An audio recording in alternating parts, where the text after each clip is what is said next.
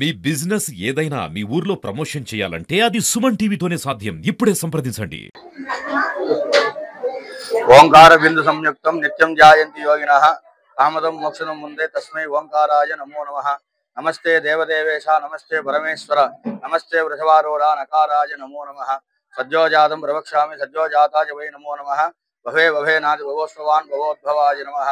వామదేవాయ నమో జ్యేష్ఠాయ నమో శ్రేష్ఠాయ నమో రుద్రాయ నమః కాలాయ నమో కలవికరణాయ నమో బలవికరణాయ నమో బలాయ నమో బలప్రవదనాయ నమః.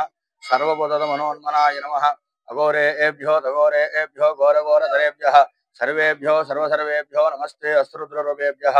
तत्पुरुषाय विद्महे महादेवाय धीमहि तन्नो रुद्र प्रचोदयात्. ईशान सर्वविद्यानाम् ईश्वर सर्वभूतानां ब्रह्मादिवतिर्ब्रह्मणोर्ब्रह्मः शिवो मे अस्तु सदाशिवं. ఈ రోజు కార్తీక పౌర్ణమి చాలా విశేషమైనటువంటి రోజు. కార్తీక పౌర్ణమి అంటే ఈ యొక్క మాసములలో పౌర్ణమి రోజు ఏ నక్షత్రం అయితే వస్తుందో ఆ నక్షత్రం పేరు మీదుగా ఆ మాసం వస్తుంది. అంటే కార్తీక పౌర్ణమి రోజు మెయిన్గా ఈరోజు కృత్తికా నక్షత్రం వస్తుంది. కృత్తికా నక్షత్రం సుబ్రహ్మణ్యేశ్వర స్వామి వారి జన్మ నక్షత్రం. ఈ యొక్క దీపము కార్తీక పౌర్ణమి రోజు దీపాలు ఎందుకు పెడతారంటే కృత్తికా నక్షత్రం అనేది అగ్నితో జ్వాలతో మండేటువంటి ఆ యొక్క నక్షత్రం అనమాట. అంటే ఈ యొక్క కార్తీక పౌర్ణమి రోజు ఎవరైతే ఈ యొక్క దీపాలు వెలిగించి ఈ యొక్క జ్వాలను పరమేశ్వరుని సన్నిధిలో కానీ సుబ్రహ్మణ్య స్వామి వారి సన్నిధిలో కానీ ఎవరైతే ఈ యొక్క దీపాలు వెలిగిస్తారో వాళ్ళందరికీ కూడా ఈ యొక్క కార్తీక పౌర్ణమి రోజు చాలా విశేషమైన రోజు కాబట్టి ఆ దీపం వెలిగించడం వలన 7 జన్మాలు చేసినటువంటి పాపాలన్నీ కూడా తొలగిపోతాయని సాక్షాత్ పార్వతీ పరమేశ్వరులే స్వయంగా ఈ యొక్క కార్తీక పౌర్ణమి రోజు గురించి చెప్పారు. అంటే అగ్నిన్నపాద కృత్తికాహ అంటే అగ్ని ఏ విధంగా అయితే వెలుగుతూ ఉంటుందో ఆ విధంగా కార్తీక పౌర్ణమి రోజు పార్వతీ పరమేశ్వరు యొక్క జ్వాల కూడా ఆ విధంగా వెలుగుతుంటుంది అన్నమాట.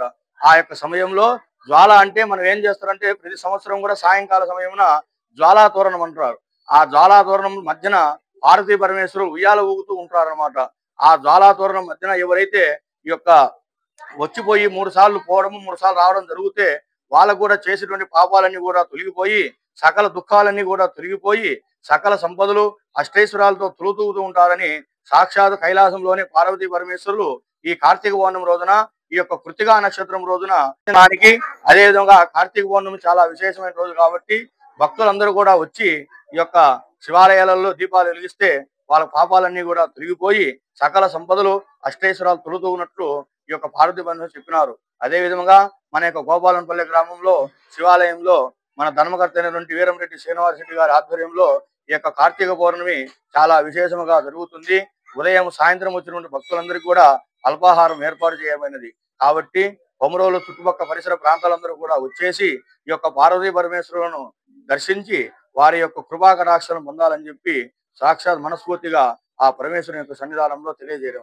ఈ రోజు కార్తీక పౌర్ణమి సందర్భంగా తెల్లవారుజాము 4 గంటల నుంచి ఉదయం స్వామికి అభిషేకము అలాగే కోటి దీపోర్చన సాయంత్రం 6 గంటల నుంచి కోటి దీపోర్చన కార్యక్రమము నిర్వహించబడుతుంది.